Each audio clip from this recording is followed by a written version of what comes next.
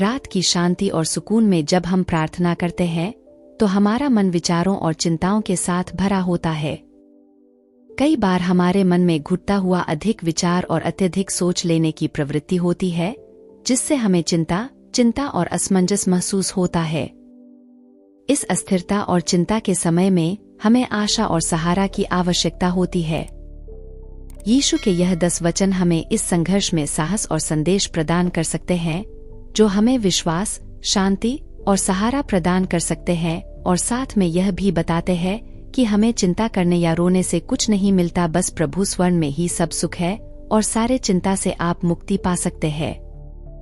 वचन के साथ साथ आप चाहे तो प्रभु से बात भी कर सकते हैं, उनके स्वामी पे प्रार्थना कर सकते हैं।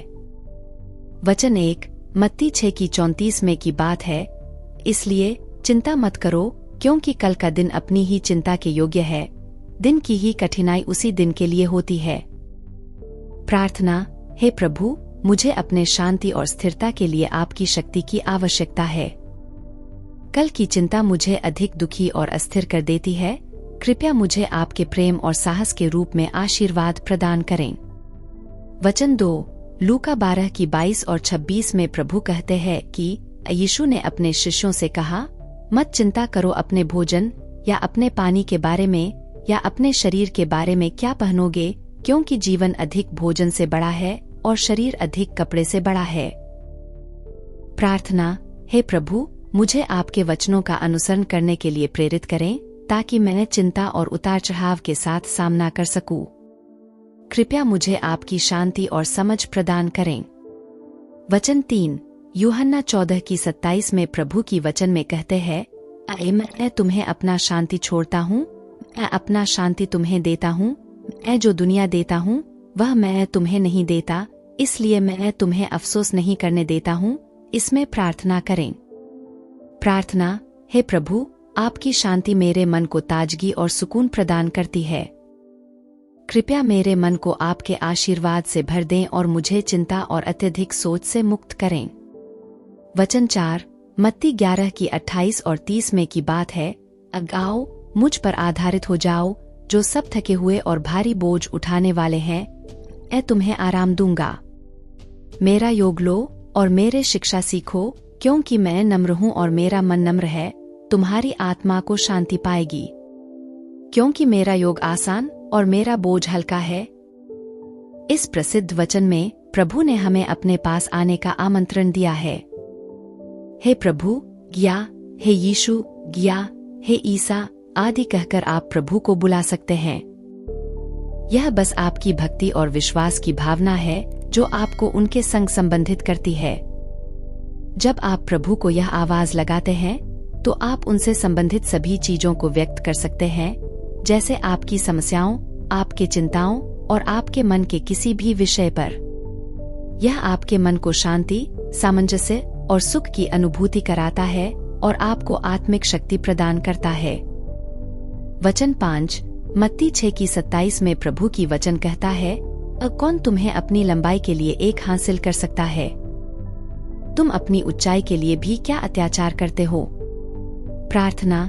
हे प्रभु, मुझे आपके वचनों के अनुसार जीने की क्षमता प्रदान करें, ताकि मैं अपनी चिंताओं को छोड़कर आपकी चिंता में आ सकूं।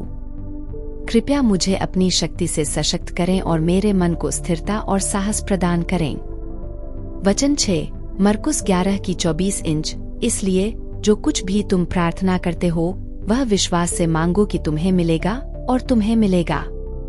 प्रार्थना। हे प्रभु, मेरी प्रार्थना को सुने और मेरी सहायता करें, ताकि मैं अपनी अशांति को पार कर सकूं और आपके प्रेम और आशीर्वाद के साथ सच्ची सफलता प्राप्त कर सकूं। फिर वचन 7 रोमियो 15:13 की बता कहा जाए तो प्रभु कहते हैं, यहोवा के विश्वास में तुम्हें सब आशा और आनंद से भरकर विशेष प्रकार की प्रगति होती है, ताकि तुम परमेश्वर के आत्मा के बल पर आशा करो। प्रार्थना। हे प्रभु, मुझे आपकी शक्ति से प्रेरित करें, ताकि मैं हर परिस्थिति में साहस और आत्मविश्वास से सामना कर सकूं। कृपया मुझे अपने प्रेम से आच्छादित करें और मेरे जीवन को आपके मार्ग में चलने की प्रेरणा प्रदान करें। वचन 8 मत्ती 11:28 और 30 में कहते हैं, आओ मुझ पर आधारित हो जाओ, जो सब थके हुए और भारी बोझ उठाने वाले हैं, मैं तुम्हें आराम दूंगा। मेरा योग लो और मेरे शिक्षा सीखो, क्योंकि मैं नम्र हूँ और मेरा मन नम्र है। तुम्हारी आत्मा को शांति पाएगी, क्योंकि मेरा योग आसान और मेरा बोझ हल्का है। प्रार्थना। हे प्रभु, मैं आपकी शरण में आता हूँ। आपकी कृपा और प्रेम से मेरे मन को शांति और सुकून प्राप्त हो। आपके वचनों का अर्थ मुझे समझने की शक्ति प्रदान करें, ताकि मैं आपके साथ आराम से आगे बढ़ सकूं। धन्यवाद आपके अनंत कृपा के लिए। आमीन।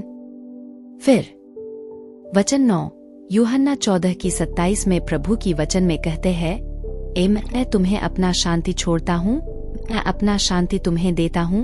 मैं जो दुनिया देता हूँ वह मैं तुम्हें नहीं देता, इसलिए मैं तुम्हें अफसोस नहीं करने देता हूँ। प्रार्थना। हे प्रभु, आपकी शांति मेरे मन को परिपूर्णता और संतुष्टि की अनुभूति देती है। आपकी उपस्थिति में मेरा मन सुकून और आत्मविश्वास से भर जाता है। मैं आपकी शांति के साथ रहने के लिए आपका आभास करना चाहता हूँ। आपकी कृपा से मेरे मन को उत्तेजित करें और मुझे समस्याओं के समाधान के लिए बल दें। आमीन। वचन 10 यूहन्ना 16:33 की बात है, मैं ये बातें तुम्हें इसलिए बोल रहा हूँ कि तुम मुझ में शांति पाओ। जिस भूमि में तुम विश्वासी हो, जिस भूमि में तुम्हारा विश्वास आपातकाल में और अनिवार्य समय में भी चेहरा बनाए रखे। प्रार्थना। हे प्रभु, आपके वचनों में मेरा शांति और सहारा मिलता है। जैसे कि आपने कहा है, मुझे आप में विश्वास और आत्मविश्वास बनाए रखने की शक्ति प्रदान करें। मेरे जीवन के हर क्षण में आपके साथ चलने की ऊर्जा प्राप्त कराएं, ताकि मैं आपके द्वारा निरंतर संजीवनी और सहायता प्राप्त कर सकूं। आमीन। परमेश्वर की वचन जानने के बाद कुछ ऐसे हमारा मन में या तो फिर ऐसे कह सकते हैं कि हमें ऐसा विचार आना चाहिए और समझना भी चाहिए। जैसे विचार 1 आत्मा की ऊर्जा का उपयोग। हमारे जीवन में अक्सर हमें अपनी आत्मा की ऊर्जा को स्थायी करने की आवश्यकता होती है। जब हम आत्मा के शांत और स्थिर होते हैं, तो हम अपने मन की उच्चतम स्थिति में होते हैं और जीवन के मुश्किल अवस्थाओं को पार करने की क्षमता प्राप्त करते हैं।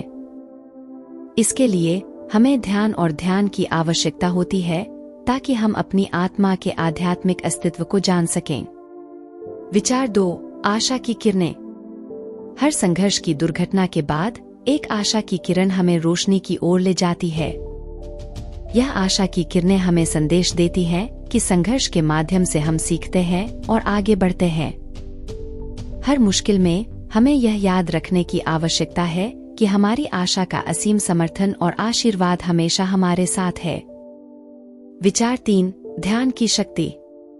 ध्यान की शक्ति हमें अपने अंतर्मन के समर्थन का आनंद और साहस प्रदान करती है। जब हम ध्यान में लगे होते हैं, तो हमें स्वयं को एक सकारात्मक और स्थायी रूप से देखने की क्षमता प्राप्त होती है। यह हमें अपनी भविष्यवाणियों के लिए सकारात्मक सोचने की क्षमता प्रदान करता है और हमें समस्याओं के समाधान के लिए स्थिरता और निर्णय लेने में मदद करता है।